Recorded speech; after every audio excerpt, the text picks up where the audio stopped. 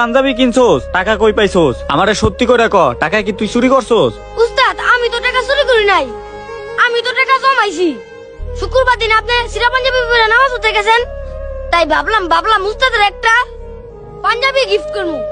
আবার সামনে রোজা, আপনারা আগে তারাবিও পড়তে পারবেন, তাই ভাবলাম উস্তাদের একটা পাঞ্জাবি গিফট করি।